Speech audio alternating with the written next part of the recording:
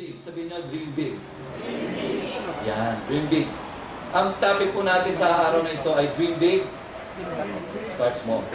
Ito po ay 3 linggong series mula, hamon ito mula sa ating preaching na kung nandito si Pastor Mark, Dare to Dream. Okay? Dare, sabihin mo, dare to dream. Ano ba ang ibig sabihin ng dare? Alam niyo ang ibig sabihin ng dare? Mangahas ka. Mag-risk ka na mangarap mo rin. Kahit nandyan pa sa harapan mo ang takot, kahit nasa harapan mo pa ang pagkabigo at napakaraming pagkabigo, kahit walang tumutulong sa iyo, I challenge you, dare to dream. Noong 1924 po, may isang batang babae na nagngangalan, Corinne. At siya po ay panglima sa 6 na anak. Sila po ay naninirahan sa Santa Cruz, Laguna. At noong 5 taon po siya, si Corinne po ay kasama ng kanyang lola sa ina na nagtitinda sa palengke ng saging, suka, at bakya. Okay? Nagtitinda po sila ng bakya. Si Corinne po ay lumaki sa isang mahirap na pamilya. At natuto siyang magtrabaho ng talagang, she was hardworking at a very young age para po makabili siya. Pakinggan niyo mga bata ha. Si Corinne, bata pa lang. Patayin mo yung dito, dear. Alisin mo yung mid. Yan. Gamit na lang kaya ako na. Yan, bilis talaga ito eh. Oh. Parang busog na busog eh. Maraming salamat. Pakita na lang effects.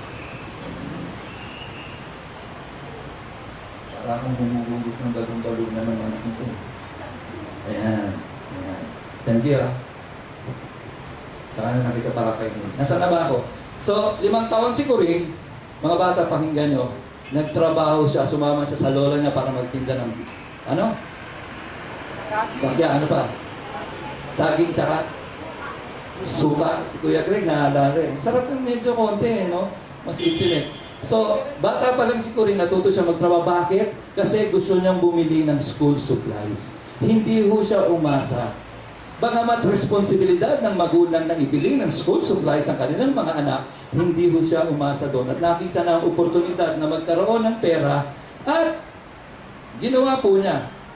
At sa ganung paraan, tinulungan niya ang kanyang magulang na siya lamang breadwinner ng kanilang pamilya. Sole breadwinner. Ang ina lang po niya ang nagtatrabaho upang itaguyod ang kanilang pamilya.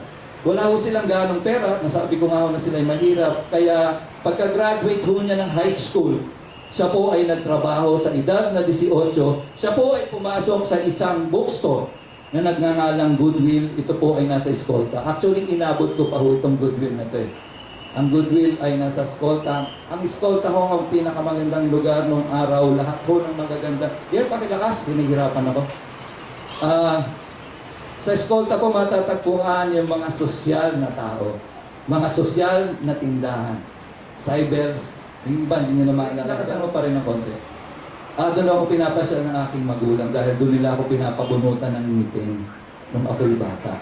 Kada ngipin, isang laruan. Kasi takot ako magpabunot ng ngipin. Kaya nagkasungki-sungki yung ngipin ko eh. Mga bata, huwag niyo akong gagayahin. Okay? So, pag mga 3 ngipin, sige na, bunutin mo lahat para maraming laruan.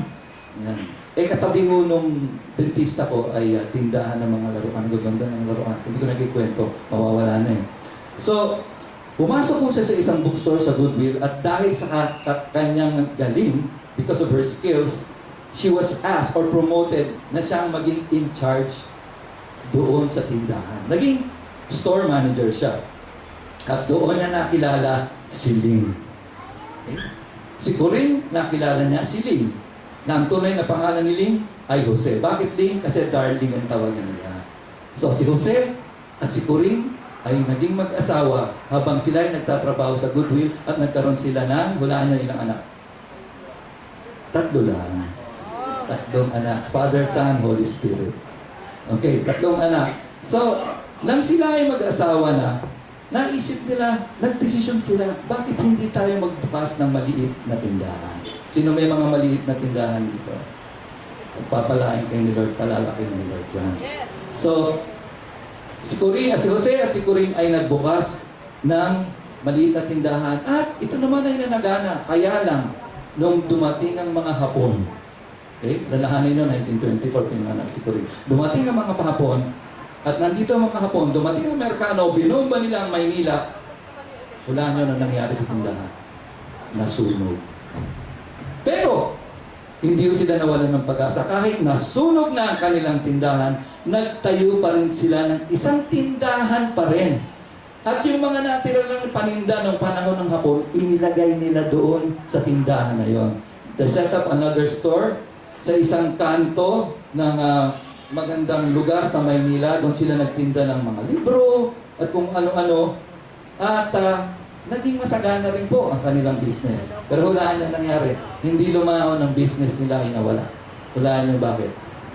Dumating ang Typhoon Henny. Noong 1948, dumating ang Typhoon Henny. At lahat ng kanilang paninda, ang kanilang tindahan, ay tinupok ng bagyong ito. So lahat po ng pinundar nila ay nawala. Pero napakaganda ng storya. Ang sabi ko dun sa storya, they did not lose hope. Okay, nagtrabaho sila, nagtayo sila ng business, nasunog, binagyo, pero they did not lose hope. Wala na ang ginawa nila. They rebuilt their store again. Nag-umpisa ho sila ulit. Nagtindalay sila ulit.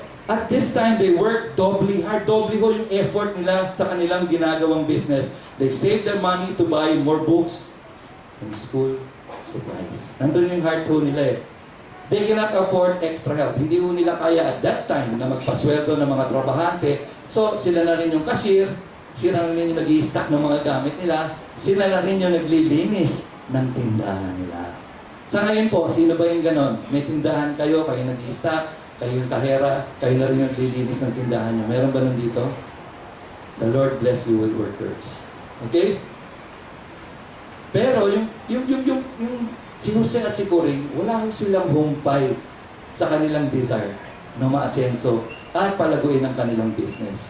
So, nung lumaon ng panahon, patuloy ho sila sa pagsisikap sa kanilang business. Kumuha sila ng mga lisensya, naisip po nila, bakit hindi tayo kumuha ng lisensya sa ibang dako, sa ibang lugar upang maitinda natin dito. So, kung alam niyo ho yung Hallmark greeting cards, kumuha ho sila ng license noon. So, sila ang sole distributor noon ng Hallmark greeting cards. Sinubukan din nila mag-imprenta nung hindi mamahaling libro, ni-reproduce nila dito sa Pilipinas para maibenta sa mababang halaga. Ngayon po, ang mag-asawang si Jose at si Corinne ay meron ng 150 branches ng kanilang tindahan.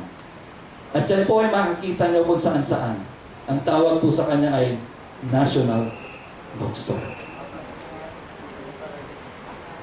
At si nanay ko rin po ngayon ay 90 years old na.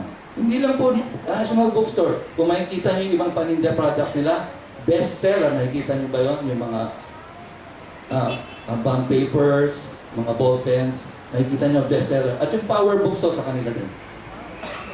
Nanganak na yung maliit na tindahan na tinupok ng apoy, yung binagyo. Nanganak dahil hindi sila tumigil hanggat nakita nila na ang kanilang pangarap ay lumaki. Pero nag-umpisa ho sila sa maliit. Nag-umpisa si Corinne sa bakya. Nag-umpisa si Corinne sa pagsama-sama sa kanyang lola. Paano ba mamili? Paano ba pumili ng paninda? Ngayon po si Corinne ay 90 anyos na. Ang tawag ko sa kanya ay Nanay Corinne. If you want to know more about his story, you can buy that at National Bookstore. The Life of Nanay Corinne. Andiyan ba si Nanay Corinne? Ayun ho, kausap ng bata si Nanay Corinne. Hindi po. What does dream big means? Okay? Anong ibig sabihin ng dream big? Lahat ho ng bagay sa buhay nag-uumpisa sa maliit. Ang isang puno nag-uumpisa sa binhi. Tama? Hindi naman agad puno. Hindi. Diba? Sa binhi muna. Ang bata. Diba? Ang tao nag-uumpisa sa sanggol at nagiging adult siya. Ang paru-paro nag-uumpisa sa... Sige, sabi mo. Ha? Uod. Pero nagiging isang maganda at malaking paru-paro siya. So everything starts from a desire, a dream, and a vision. You need to know and see what you want to achieve. Kailangan, in dreaming big, kailangan makita nyo, ma-imagine nyo. Naalala yung sinabi ni Pastor Mark last Sunday, the power of imagination. Kailangan makita nyo sa inyong isipan, ano ba itong gusto kong mangyari sa aking buhay? Pwede ko bang pumikit tayo sandali? Lahat po tayo. Lahat pumikit. Isipin mo, ano ba talaga yung gusto mong mangyari sa buhay mo?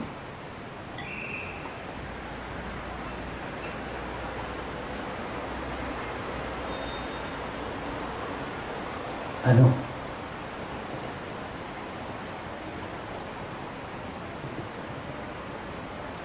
Kung naisip mo na yung una, anong gusto mong mangyari sa buhay mo, mag-isip ka ulit, pangalawa, mas higit dun sa una mong inisip.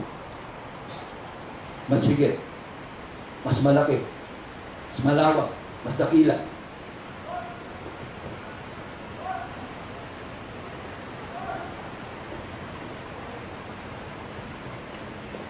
Kung may naisip ka ng pangalawa, mag-isip ka pa ng pangatlo. Mas matindi pa dun sa una at pangalawa.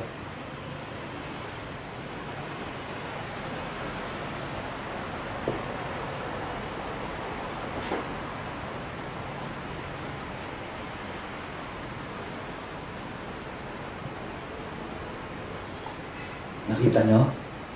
Nakita nyo? Kasi pag nagpang-apat, pang-lima, pang-anim, hindi ho tayo matatapos, mag-uwian na ho tayo. Kaya sa bahay na lang ho nyo dagdagan. Pero ito, no eye has seen, no ear has heard, no mind can ever conceive what God has in store for us. Sabi nga ho ng paboritong verse, Pastor Mark, He was able to do exceedingly and abundantly more than we can ask or imagine.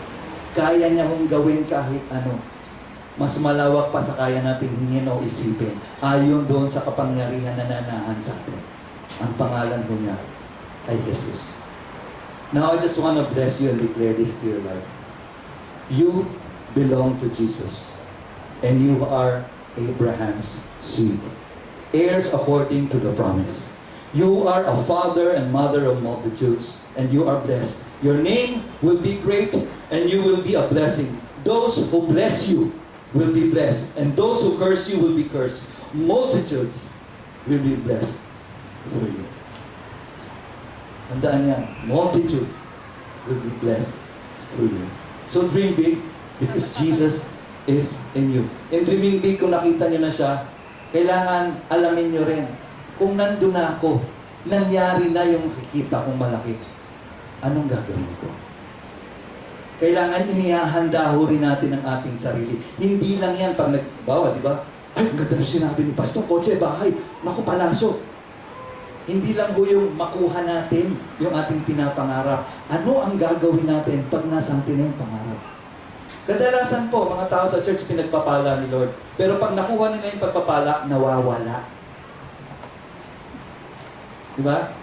Hindi nga nila alam kung ano yung linggo sa Lunes. Pare-pareho na yan. Pero para sa akin, ang linggo ko ay para sa Panginoon. Siya man ay madaling araw, umaga, tanghali, hapon, gabi. Kung ano ang tinalagang oras para sa Panginoon. Ay sa Panginoon dahil hindi ako makakatayo sa harap niya. Hindi ako makakapangarap ng malaki kung hindi ako iniligtas ng ating Panginoon katulad nga ng sabi ni Aaron kanina. Dreaming big is pushing ourselves. Alam mo yung iniisip mo, ito lang yung meron ako, ito lang yung kaya ko. Pero dreaming big is pushing ourselves. Hindi, meron pa eh. Kumbaga, sa tingin nyo sa sarili nyo, kayo ay Colgate na ubos na ang laman, yung toothpaste, pero pinipisil nyo pa rin at may lumalabas pa rin. Kami yung ni ate nyo, ginagamit ko namin Colgate eh. Pero dahil sale ang Happy, bumili ako ng Happy. So prior to that, meron kaming Colgate.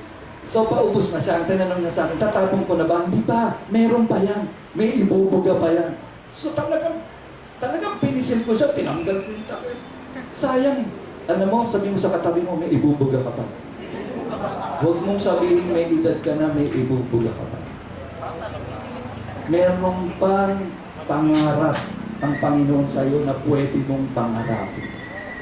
You just have to push yourselves, push your imaginations, and begin to target something. Yung isang bagay na sa ngayon parang mahirap, pero pwede namang, ito Katay Greg, mahirap bang magkaroon ng isang terno, suit? Mahirap ba? Yung Amerikana at saka pantalon, mahirap ba? Tingin nyo, mahirap? Barong Tagalog. Mahirap ba magkaroon ng barong Tagalog? Kasi mga barong Tagalog na yung magaganda, mga 2007 na isa. So kung yun ang pangarap mo yung barong Tagalog, 2007, wala ako na. Ano yung ginagawa ko ngayon nung pumasok ko October? Meron akong angkal siya, pupunta kayo sa opisina, may angkal siya ako doon. Ngayon siguro may 200. Ay, si Reggie nakikita niya, lahat ng barya ko nilalagay ko doon. Ang ginagastos ko lang puro papel. Tapos pag naging barya ang papel, ihuhulog ko siya ulit doon. Kasi naniniwala ako, pag yung 250 na yung kakalagay ko, umabot ng 2,005, pwede na akong bumili ng marong. Realizable, di ba? Pwede mong magawa, pero dahan-dahan mong inuumpisahan. Pero may target ka, bibili ako ng barong.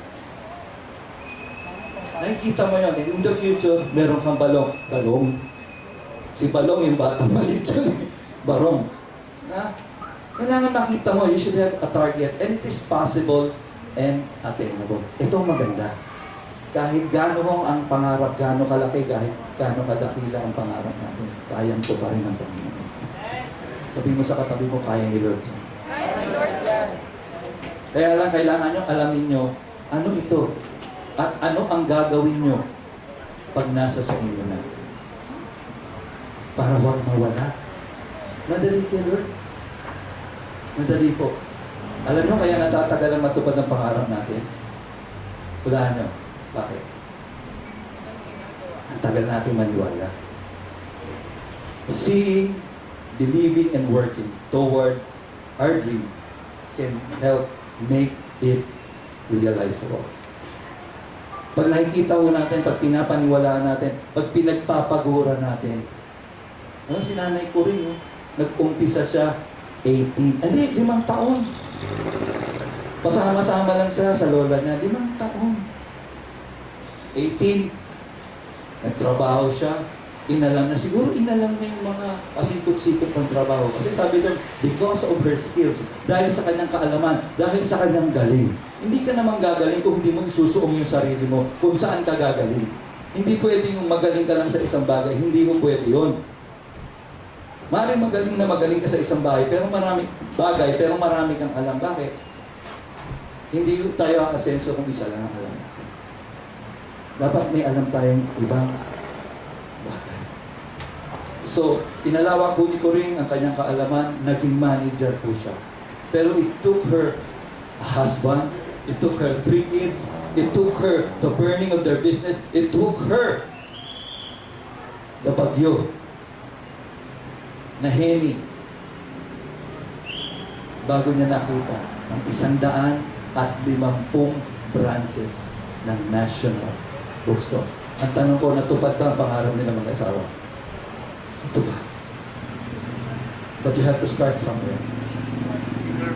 The key is yung itatag natin ng ating mga sarili kung saan matutupad ang ating pangarap.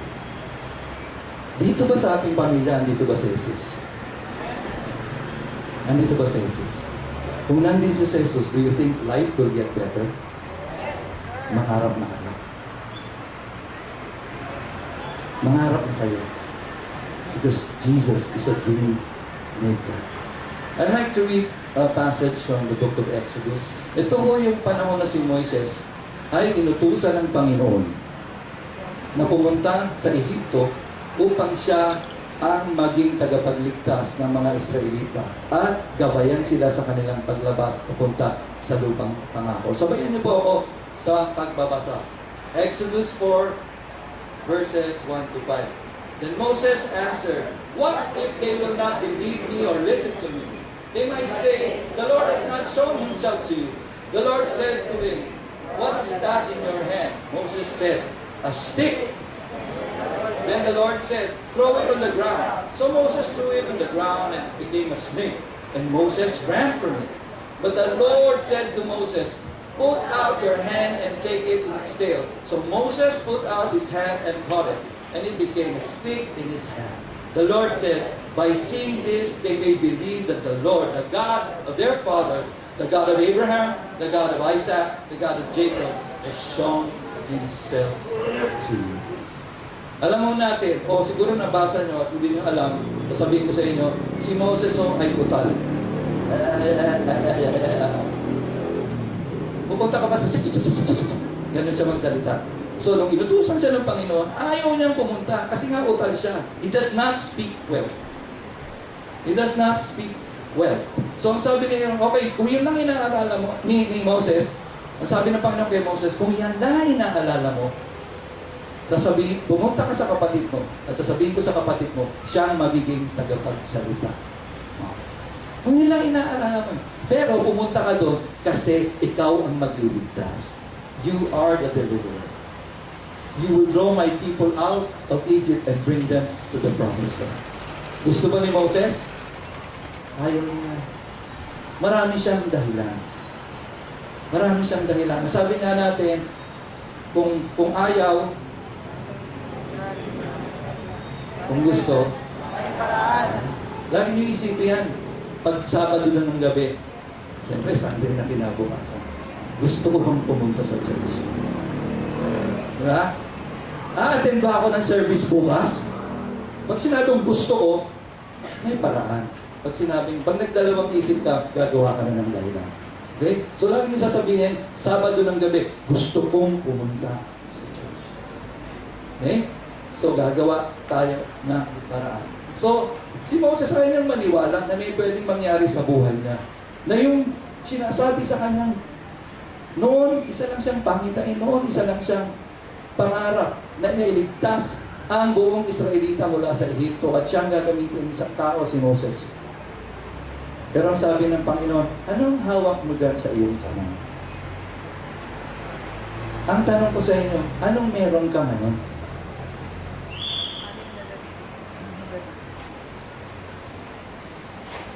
Meron ka bang mata? Yes. May ilong ka ba? Diba? Meron ka bang bibig? May tenga ka ba? May kamay ka ba?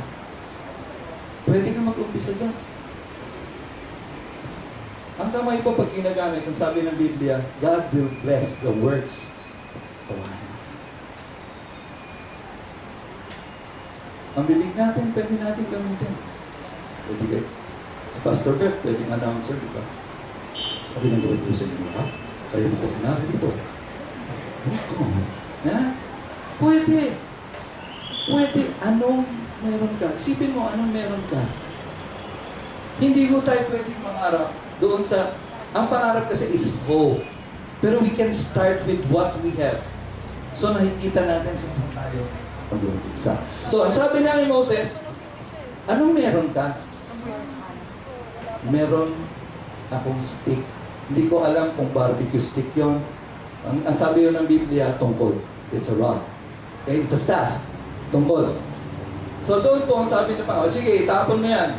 Tapon mo yung stick na yan. So tinapon yung stick, naging aas. Sabi ng Kapampangan, aas.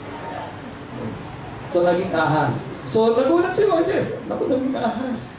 Tapos ang sabi ng Panginoon, ito, kunin mo yung buntot. Ako, takot ako sa ahas. Totoo. Inaaral ko huwag matakot. Kasi dapat siya yung takot sa akin. Naalala ko po, nung ako si Mami natatawa, nung ako mga 34 years old, 35. Doon pa ako kami nakatira sa Paranaque. Madalas ko kasi pag muuwi ako, binubunot ko yung sinturon ko kung saan ko sinasabi. So si Mami, nagising siya ng maaga, dinampot niya. Ano ba naman ito si Leo? Pakalat-kalat. Sinturon, dinampot niya. Pagtampot niya, gumanon. Tapos tinigaw siya, Leo, aha! Sa ginawa ko, umakit ako sa ano. Umakit ako sa lababo. Habal. So akala niya, aha. So yung pinapagawa ko ni Moses, ng Panginoon kay Moses, hinawakan niya yung buntot. pagkahawak niya ng buntot, anong sabi? It became a stick in his hand. Ito ay nakikita ko. Kung anong meron tayo, pag ibinigay natin sa Panginoon, babalik yan sa atin. Kaya bumalik sa kanya yung stick eh. Hindi na katulad nung binitawan mo siya. Because God can do exceedingly and abundantly more. Pero anong meron tayo? Do you know how to dance? God can do wonders with that. Do you know how to cook? God can do wonders with that. Pero anong ginagawa mo? May ginagawa ka ba? Kasi si Moses, inutusan sa Lord eh. Bitawan mo. Binitawan mo na ba yung meron ka kay Lord? O nasa, galing ko magluto. Hindi mo sinabi, Lord, may talento ako magluto. Ito kong pangarap ko. Kahit hindi gano'n ang isip ni Moses, God showed him. Kasi hindi nga siya naniniwala. God showed him something. Bitawan mo. Sipin nyo ulit, anong meron kayo? Saan kayo magaling? Huwag sa chismis, ha? Oy, pwedeng gamitin ni Lord yan. Yung dating chismosa. Alam niyo ba tong tayo kayo? Asang kapareho mo? May tawag ko rito yung mga Arabo eh. Same but different. Okay? Magkamukha sila pero magkaiba. Same but different. Ang lola ho nila, ang pangalan ay Belen. Si Belen po ay labandera namin. So, na-evangelize ko siya ni atin. Nung naging Christian po siya. Di ba, Chis? Hindi totoo. Ginamit niya yung bibig niya para magdala ng tao sa church. Kaya hanggang ngayon, hindi po nakakalimutan yung ginawa. Halos lahat ng narito ang nagkakabatasan. Nagpunta rito. Dahil ginamit niya yung pagkachismosa niya. At ngayon, ang chinichismos niya ay ang buhay ni Kristo. Kahit anong meron ka, mabuha ka na, naiya naman ako sa'yo. Pag nagutom mo ito, delikado eh. So pwede, anong meron ka? Saan ka magaling? Bitawan mo kay Lord. Alam mo, pag pinapulot sa'yo ni Lord yun, iba na yun. Iba na yun. Yan po yung ginawa niya kay Moses. Sabi mo, may malaking gagawin si Lord sa'yo. You just have to start small. Sabi mo, start small. Ano yung meron ka? Start small. Tulad mo na sabi ko kanina, ang puno ay nagmumula sa bibig, ang paru-paro ay nagmumula sa uod, ang isang tao ay nagmumula sa sanggol. Lahat ay nag-uumpisa sa maliit. Bakit? Hindi ka mag-uumpisa sa maliit. Minsan mo kasi pag naisip tayo ng business, ang iniisip natin agad, pera. Pera. Hindi mo pa naiisip kung ano yung business na gusto mo, pera na agad ang iniisip mo. Isipin mo muna, ano ang gusto mong business? Meron mo tayong mga negosyante rito sa ating kalagitnaan. Ito, si June, tsaka si Nevin. Binigyan ho sila ni Lord ng bakery. Diba? Pero other than that, nagsusupply ho sila ng mga ingredients, mga products, raw materials po. So other than that, nakita mo nila. Pero nag-umpisa ho sila sa pag-i-empleyado. Hindi ho agad sila. Kung saan ka pwedeng mag-umpisa, you start small. But you dream big. Nakikita mo yung malaking picture. Alam mo kung anong gusto mong mangyari. Gusto ko yan! Akin yan! Pero mag-umpisa ako dito. So when you start small, it satisfies you. Nagkakaroon ka ng, oy, nangyari. So hakbang ka ulit. Para yung umaakit na hagdanan. Yung journey po kasi pataas, hindi ka umaakit sa inclined plane. Alam niyo yung inclined plane? Ano yun? Yung inclined plane, pataas nga siya, pero mahirap akyatin. Dahil nakaganyan eh. Ang hagdanan, medyo mahirap akyatin, pero hindi ka mahuhulog. Kasi may baitang. Ang inclined plane, wala. Nakaganon lang yun. Okay? So, ang nakikita kong journey ng isang nangangarap ng malaki ay tumutungtong sa hagdanan. O, dito na namin ko. Start small. Isang baitang lang muna. Tapos nagawa mo na, isusunod na baitang. Tapos yung pangatlong baitang, hanggang marating mo. Why? Kasi, ito Sabihin ko sa inyo, mataas yung pangarap mo, aakyatin mo dahan-dahan sa pag-akyat mo sa baitang, pero anytime pwede kang bumaba. Hindi ka mai-insecure. Kasi alam mo eh. Some people, nagbi-business sila, hindi nila alam yung trabaho ng iba. Ang gawa lang nila, pagalitan yung mga tao. Pero for those who started small and grew big, mas lumalago yung business nila. Kasi alam nila yung puso ng mga trabahador nila. Ginagalang nila sila. So hindi yung pera ang problema sa business.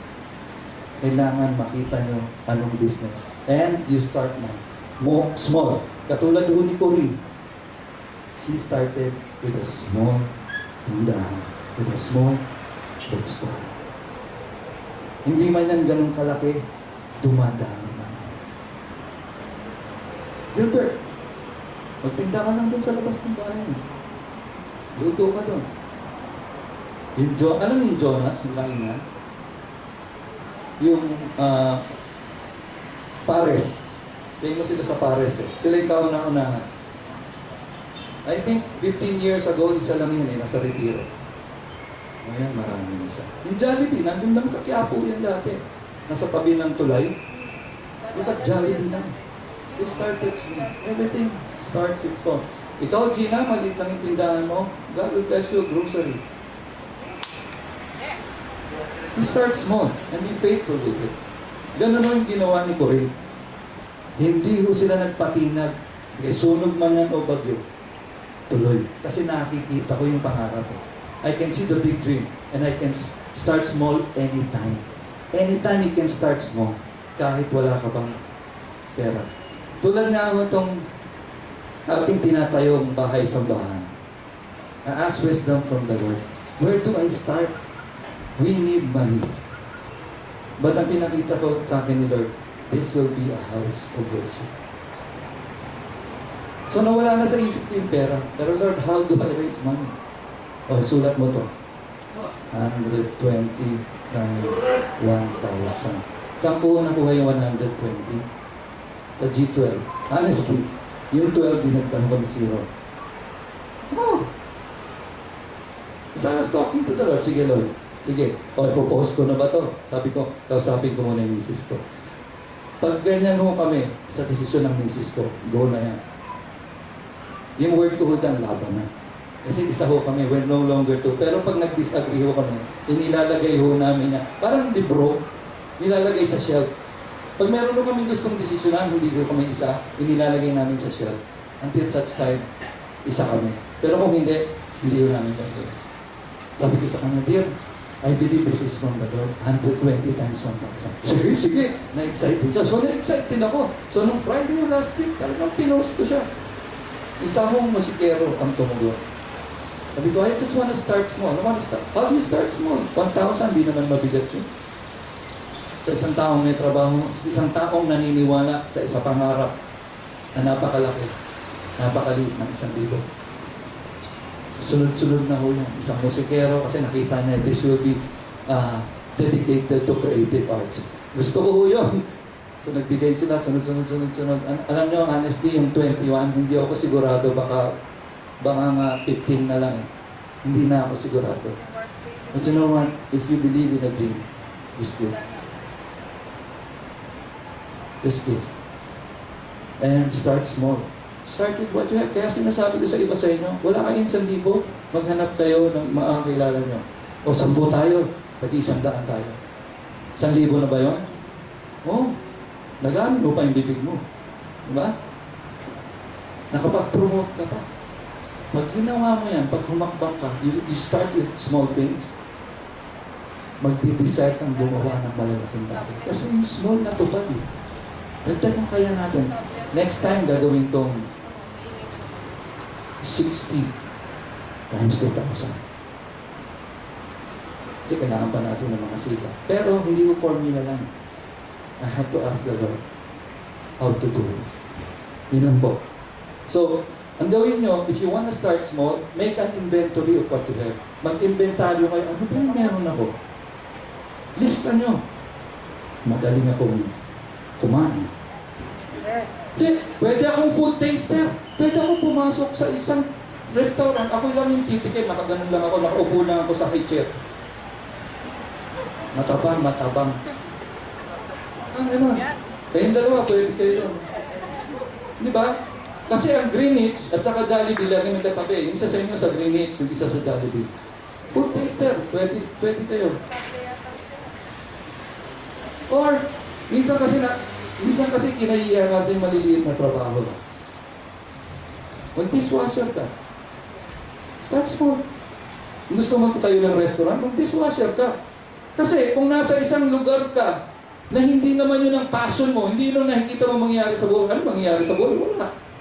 Pumunta ka sa isang lugar, mag-umpisa sa pinakamababa. Restaurant gusto mo, pumasok ka sa restaurant. Kahit dishwasher, alamin mo lahat ng ginagawa doon. From the dishwasher, from the cook, doon sa manager, sa waiter, hanggang doon sa may-ari, hanggang sa cashier. Pag nagkaroon ka ng business, hindi ka pwedeng alisan ng trabahante mo. Bakit? Alam mo lahat gawin eh. Start small. Start small. Oo, malaki yung pangarap natin. But we have to start small. Lagi ko sinasabi sa inyo, ang pangarap kong building, yung Wilcon Center, yung nasa Visayas. Nakikita niyo yun, di ba? Uy, nakikita niyo, pauwi ko kayo. Nakikita niyo yun, di ba? Napakalaki ng kumpara sa gymnetics. Pero we have to start small. We have to feel that God answers prayers. We have to start small. And from that small, God will bless us with another one. Pero nandun pa rin siya. Para pang National Bookstore, nag-umpisa si Corinne sa maliit na tindahan ngayon, 150. Dinideklara ko sa Nuko, magkakaroon ng 150 bahay-sambahan. Yan ang deklarasyon. I have to start. Sabi nga ni Pastor Mark nung mentoring namin kasama yung ibang pastor, ako daw ang pinakamatanda sa lahat ng pastor. Honestly ako. Pero ako yung pinakabata tingnan. Siya nagsabi ng joke lang. No, ang naisip ko lang, ako yung pinakauna. Ako rin yung pinakamatanda. I have to start something that I can pass on with others. Kung meron na tayo, sila nakapagtayo. Di ba inspiration yun? They dreamt something, they started small. Kami rin. Pag may nangyari kasi sa buhay nyo, inspiration yun. So kung yung gusto nyo mangyari, yung pinapangarap nyo, yung mga trabaho nyo, wala doon, mag-isip na kayo at mag-trip. Kailangan nyo nang lumipat ng trabaho. Yun, alam ko magaling kang gumawa ng bahay ko. Sabi ko kay ate mo, ang pinapanalangin ko sa inyo, ikaw na maging manager ng gawaan ng bahay ko.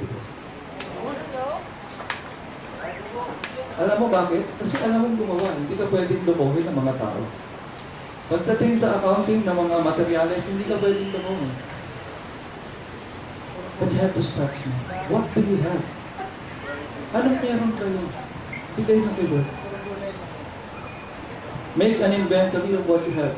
Start with what you have. Tulad po nito. Anong tawag dito? Cellphone. Kailangan mo cellphone? Kailangan mo? I-bless ka ni Lord ng cellphone. Okay, cellphone.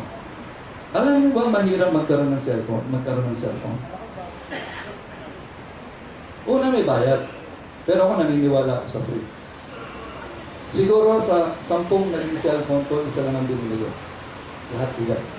Kasi I believe in free. Kaya lang ako bumibili ng cellphone pag may gusto akong cellphone. Pero all my cellphones, including my iPhone, is free. Okay? Because I believe in free. So, pag may cellphone kayo, maraming kaakibat na responsibilidad ito. Kaya yung iba, ayaw na mag-cellphone.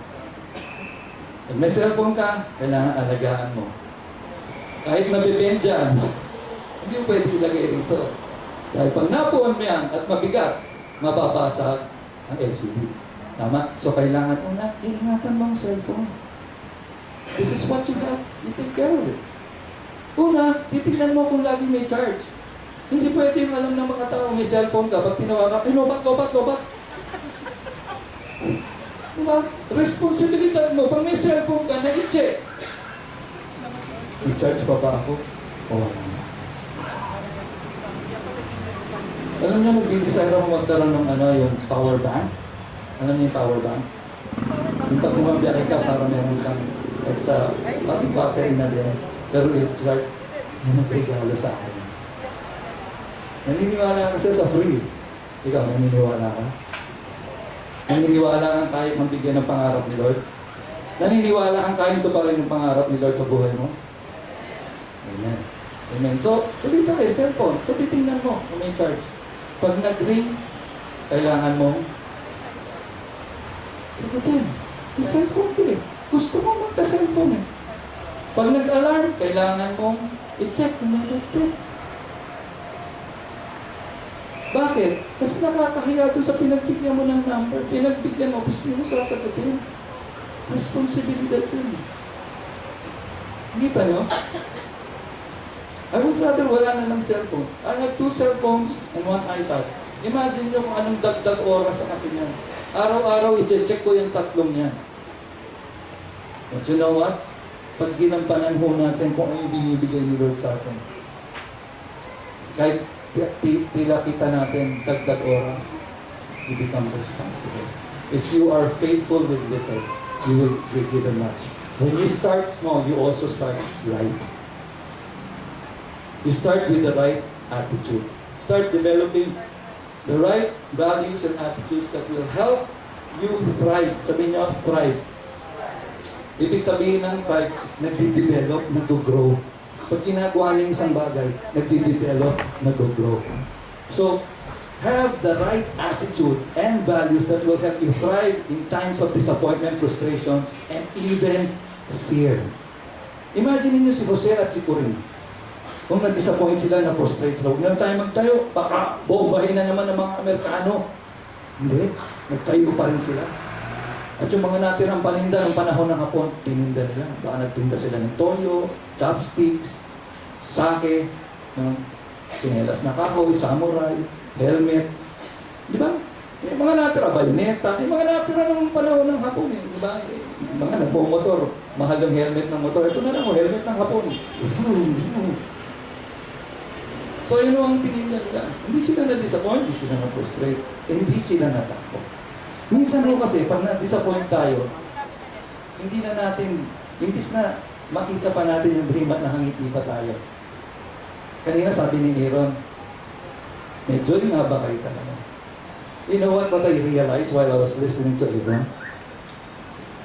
A big dream gives us joy as well. Kasi may nakikita ka. Yun, ganda yun. Alam nyo, kaya ako na-motivate, huwag kumain ng marami. Hindi naman ako tumataba eh. Yan ang bare. Kasi na-motivate akong gusto ko isuot ko yung mga damit na gusto kong isuot. Pag nangmumol ako, tinitingin, ito gusto kong suot to. Ilang pounds ba kailangan mawala sa akin? Yung damit ko ho ng 1999, na isusuot ko pa ngayon. Yun ho ang sukatan ko eh, kung tumaba na ako. Ayokong tumaba talaga. Dahil gusto kong magbihis ng maayos. And that motivates me. Every time, small lang to eh, small dream lang. But I also have to start right. Hindi dahil nakita ko bibilin ko. Pinag-iipunan ko siya. But katulad nga ako na napag-aralan na to start right means to have the right values, the right attitude. And there are 3 things you have to consider when you have to start right. Una, alam niyo na to eh, you have to be faithful. Because faithfulness is doing the right thing no matter how small. Start small, be faithful at it. Sabi ng Biblia, if you are faithful with small things, you will be given much. Kung ikaw daw ay tapat sa maliliit na bagay, mas malalaking bagay ipagkakaloob sa'yo. Gina, again, maliit yung tindahan mo, maging tapat ka. Sa pagtitinda, sa pagtubok, sa pagsukli. Ano naman pauutang? Kailangan maging wise ka rin. So be faithful with little things because it is the right thing. Doing the right thing no matter how small. And then, be persevering o practice perseverance. Ito yung ginawa ni Jose at ni Corinne. Kahit na anong bago kang dumating sa kanilang buhay, no matter what came into their life to destroy their business, They did the right thing no matter what the cost. That is perseverance. Doing the right thing no matter the cost. Kahit ano pa. Meron ho tayong prayer meeting pag alas 6 ng umaga. Tama? The cost is, for me, the cost, I have to wake up at 5 a.m., which I don't normally do in a regular day. I wake up at 7:30. At maaga na rin po sa akin. Medyo, ito, aminin ko sa inyo, I have a confession. Dahil kasi dati akong mga awit. So, gising ako sa gabi, tulog ako sa umaga. So hanggang ngayon, yung rhythm ng katawan ko, nahihirapan pa rin ako. Just after so many years, parang nasanay na yung katawan ko. Kasi 14 years kong ganun. Pero ganun pa man, I have to persevere. I have to do the right thing no matter what the cost.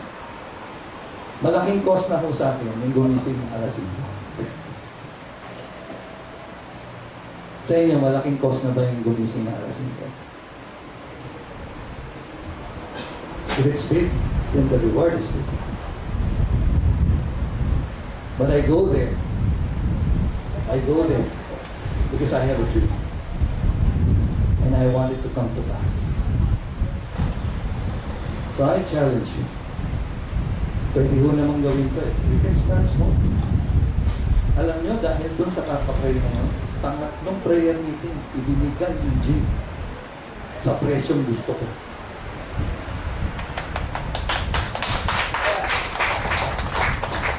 Siguro sabi nila, ano ba tanto seryoso pala to? Akala ko, hingi-hingi lang. Seryoso pala. No? Yung iba hindi pa nagsisipino, nandun na sa prayer meeting. Hindi, iba yung matanga ganyan, no? Yung last prayer meeting nga sabi ko, dear, mag-shorts na lang tayo papunta doon para diretso na tayo. Bumalik na lang tayo sa bahay at maligo. Pero God, that's something.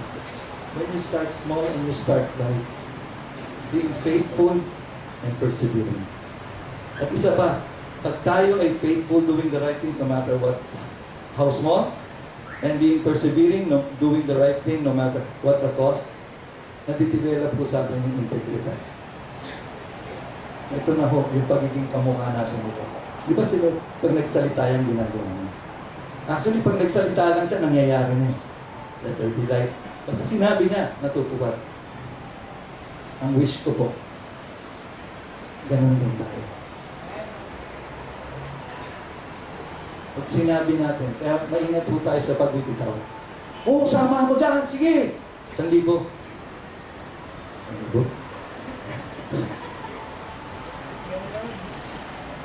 Yun mo kasi yung integridad. That's commitment. Kahit dahil sila mo, kasama ako dyan. But you can start small. Ano ba ang pinakamaliit ng 1,000? 1 pera. Jeez. 10 piso. 100 piso. 200 piso. Lahat ng buo. Lahat ng buo. Basta buo, ilagay nyo doon. Alam nyo, honestly, I'll be honest with you. Kahit hindi mo maibigay ngayon pang ito, i-honor ni God yung heart mo. If you started small and start right. Lord, hindi ko kayang ibigay yung 1,000 ngayon, pero pag-iipon mo, pag naging 1,000 na siya, ibibigay ko kay Pastor. And God, tingnan nyo, hindi pa nabubuo yung 1,000, makukuha na yung reward mo. I'll tell you something, it's not about the success, it's about the process. What's right about dreaming big is when you start small and you go through the process. Kahit po sa buhay, hindi mahalaga yung, ay, naging manager ako. Paano ka naging manager? Hindi ko alam. Mahalaga ho yung pinagdaanan. Sabi nga ho, is experience is one, it's not the best, but it's one of the best teachers. Hindi nyo pwedeng pasubalian ang karanasan. Ako po, pagkatapos kong kumanta, maging mga awit ng napakatagal na panahon, at ako'y naglilingkod na sa church, sabi ko, Lord, gusto ko namang maranasan magtrabaho sa isang kumpanya kasi wala ako talagang alam. Ang alam ko lang po ay humawak ng mikropono at kumanta. Yun lang po. Honestly, wala ako talagang alam.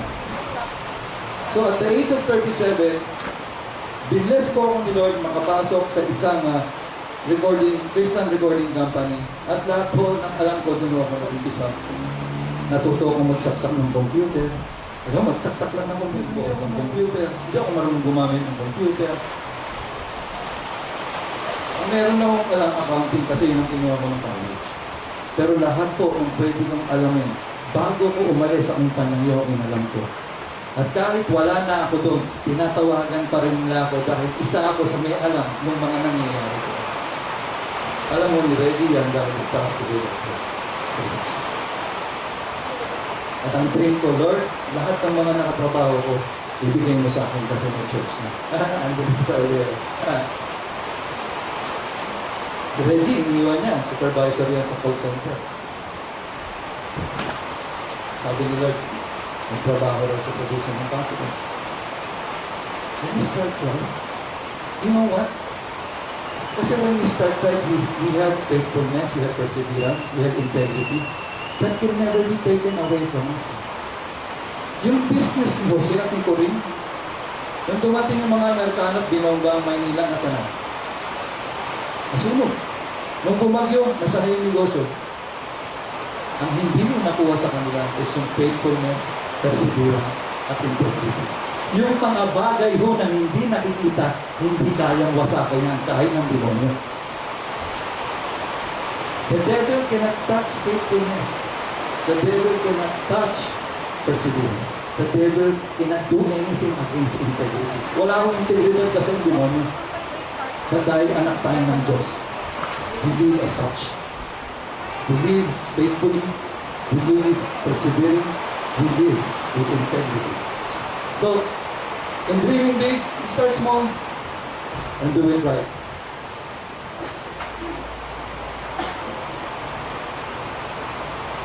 Alam nyo, nung binigay nung sinalam ni Lord si Moses, anong meron ka?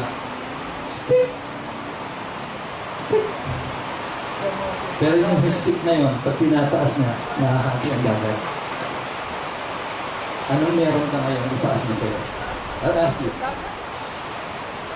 Anong meron ka ngayon? Itaas mo kayo. Ilagay mo yung kanang kamay mo sa hati. Anong meron ka? Anong meron ka? Saan ka magaling? Saan mo gusto mag-umpisa? Hindi, itaas mo kayo. Like this.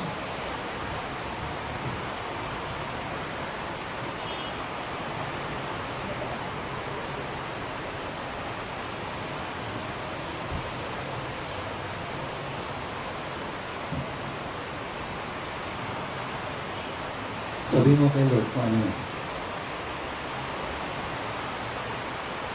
Lord, marunong po ako kumanta. Gusto ko magkaroon ng album. Ano ba ang pangalan mo? Ano ang sayo, kapatid? Ano ang sayo? Sabihin mo po.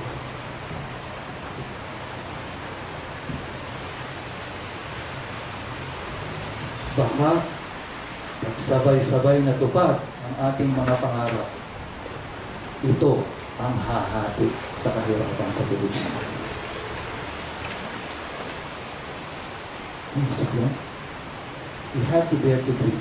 Start small, start right, and start now. Please start now. Huwag na ako kayo magpatumpik-tumpik. Tulad ng sabi ko sa inyo kanina, kung gusto niyo magkaroon ng restaurant, magtrabaho kayo sa restaurant. Gusto niyo maging businessman, as much as you can, find someone. Kung ngayon ang pwede nyo gawin, maglaba ho kayo. Sa isang bahay no, kung saan ang may-ari ay businessman.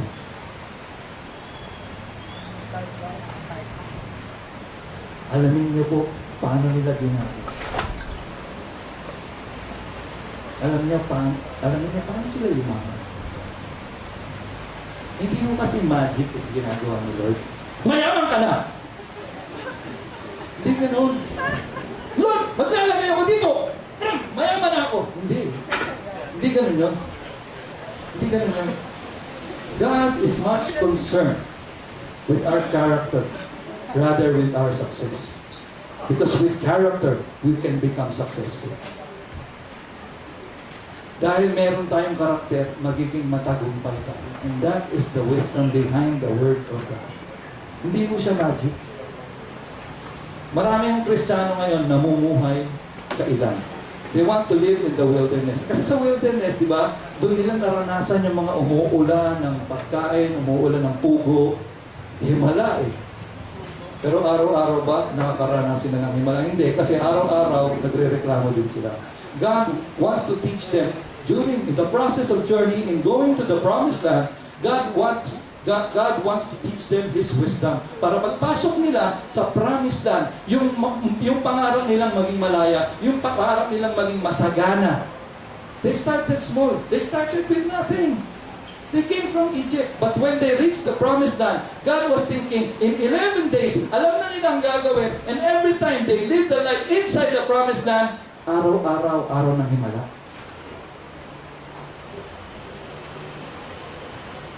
But you have to start now. So if there's still anything na sa tingin niyo would hinder you from being like this with God, itaktak niyo na. Lahat. Tatlo lang naman eh. Pride, greed, foolishness. Every day we check our hearts. Lord, mayabang ba ako? Kasi kahit gano'ng kalaki ang pangarap mo, even if you start small, but if you're still proud, God will oppose you. How can you go against a God so big?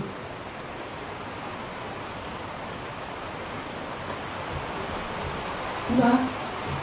So kailangan checkin natin, but we have to start now. We have to start unloading. Ayoko na nito, luma na ito. Ayun, naasikaso ko yung aking mga damit. Pamimigay ko na kasi yung iba. Sumibis na kami dito. Doon na sa kasya. Eh baka namang gusto mo, body fit masyado. Ay, ganun naman ba? Pag bumili ako ng damit, lagi kong inaalagaan. Kasi one day I know I will give it to somebody. And when I give my clothes to somebody, you're special to me. Because I don't really just give my clothes away. Mahal ko lahat ng damit ko. Inaalagaan ko yan. Ito, huwag ka nang pupunta sa amin. Hindi, I love giving my clothes away. Ngayon, parang mga panggay. Sapatos. Ang tapat Gucci. Kaya lang iba story. Okay guys, start small, start right, start now. Start now. It's good. Yung mga R2R, mag-umpisa lang kayo before. Kasi kung ngayon lang kayo nag-umpisa, wala pa rin kayong bago. But because you started 2 years ago, ngayon, kailangan kasi isang alam mo na kung ano meron ka, alam mo na na tama yung kalooban mo. At ganyan kayo God. Start. Ay, kasi walang pera. Ay, nga eh. Sabi nga ni God, anong meron ka? Yun lang naman ang tinatanong ni God eh. Anong meron ka? Ako, nung umpisa ako nagpastor, hindi ako nag-aaral. Hindi ko pinagmamalaki, hindi ako nag-aaral. Ang sinasabi ko lang, alam ko, ang desire ko, kasi nung una ko, nasa church ako, nagpaturo ko yung ginagawa ng Aaron, si Pastor Michael nagturo sa akin paano mag-lead na worship. So sabi ko sa sarili ko, Lord, ang susunod dito, magiging pastor na ako. So kahit hindi pa ako pastor, nalaga ako ng mga tao. Pag-grupo ko sila Ate Jonan, ang asawa ni Pastor na nag-aakit ko sila, hinahatid ko sila sa bahay. Kaya huwag kayo magtataka kung hinahatid ko kayo sa bahay. Kasi turo nila sa akin yun, at turo rin sa akin ng mga magulang ko. So, kung ano po, yung meron kayo ngayon, simulan nyo lang mga. Kung isang dilata lang meron kayo, lagyan nyo ng magandang tubo o benta mo.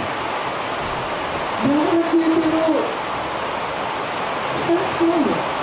Hindi ba pag binenta mo isang dilata sa tamang tubo may bibili, kumita ka ba? Oh. Eh kung dalawang lata na ibenta mo, 3, 4, ano? Start small. Everything big starts with small things. Ang pinaalagaan ko sa akin ng pastor mo, mga tatlong tao lang. Si Ate Joanna, ang asawa niya, bilang kagrupo ko sa Singgo, at si Dexter, youth pastor dati ng kami. Tatlo lang sila. Pinalagaan ko sila, tinuturuan ko sila pumunta. Ito naman, galing na pumunta ng atin niya. Diba? Started small. Started being friends. Diba? Really close. Ngayon, nag-asawa na kami. And we're really close. Diba? Start small, no? Matatawa ka, no? No, really. Start small. Start right. Mga lalaki, start now. Start now. Maawa na kayo sa mga misis nyo. Now na. Hindi, totoo. Tinutulak ko na kayo mga lalaki. Start now. Tayo yung inspirasyon ng mga misis natin. Kung sa atin, hindi sila makahanap ng inspirasyon, kanino ba sila hahanap? Ano ka inspire sila sa atin? I starting small. The good thing is this. Lahat ng Pilipino, meron ito. Lahat. Ang sabi ho, the Filipinos are great imitators. Sabi ng mga bansa, sa karating bansa natin sa buong in the whole world, the Filipinos are known to be great imitators. Magaling daw ho tayong manggaya. Okay? So, ba't hindi tayo manggaya sa isang tama, tiyak, at dalisay? There was a boy, okay? At the age of 12, he knew the business of his father. At the age of 12, alam niya na yung negosyo ng tatay niya. And he acted on it. At the age of 12, nag-umpisa na siya. Pero hindi niya ginawang full-blown. He started small.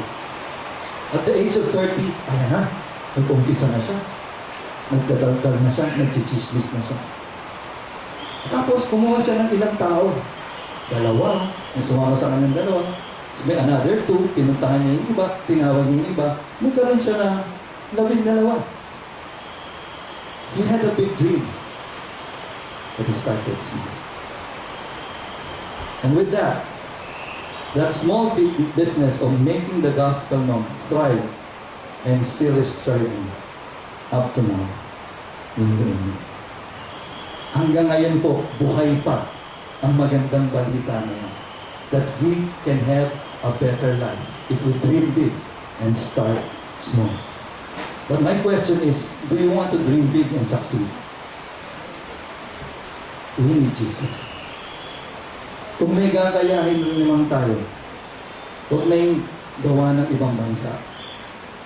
Huwag yung class A o class B. No? Gayahin na natin yung original. Original is the best. If you want to dream big and start small, give your life to Jesus.